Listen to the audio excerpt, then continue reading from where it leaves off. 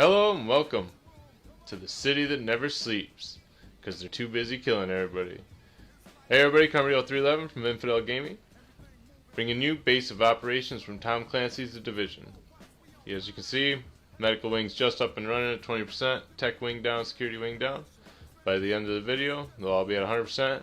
You'll get to see the difference in what the base of operation looks like, how it runs, everything in it.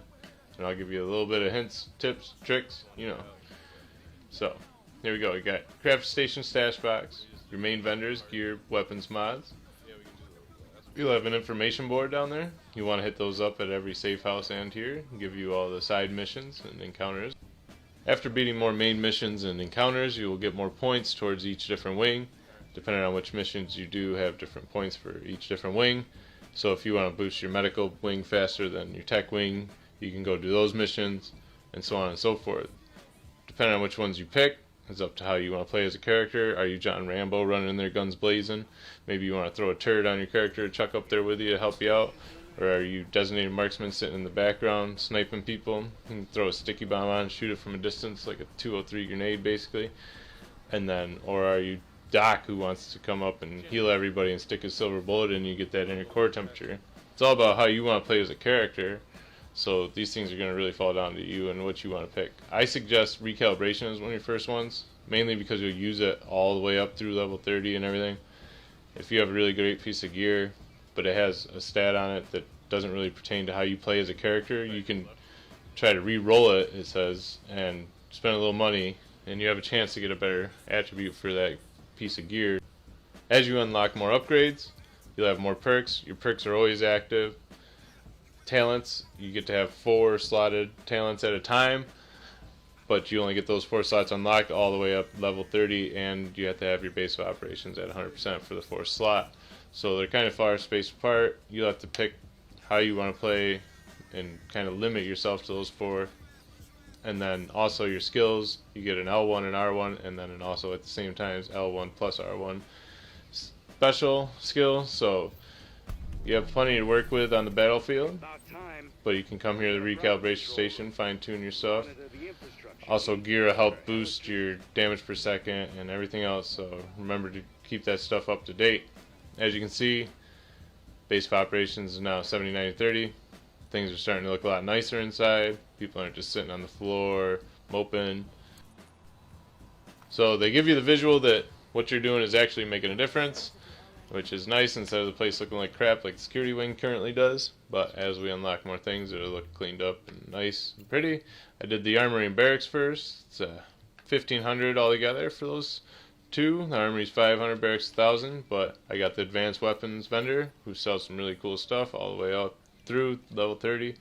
And he started, after I hit level 30, ends up giving me some yellow gear, so that's pretty sweet. I don't suggest shooting range. It was a waste of money. It's not very good. Gunsmith and guard posts are really cool for the special ammo, incendiary and explosive bullets to come pick those up every hour. With this stuff installed, we can really take care of business. You done good, kid. Gotta love it.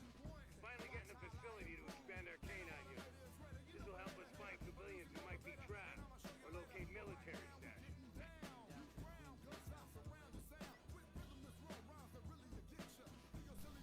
So in the skill tree you can see you can have an L1 and an R1, an L1 plus an R1, and then talents. You can have 1 out of 4 slots. My 4th slot wasn't unlocked right here.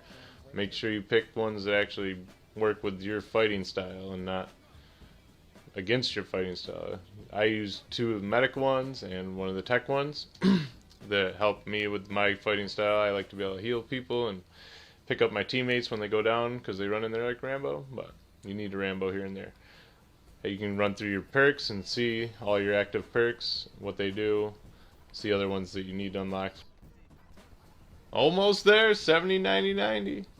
Before I get to the 100, 100, 100, I wanted to mention that in the medical wing, for some of the medical encounters, you got to watch out that your face mask is high enough level for the area that you go into for some of the encounters.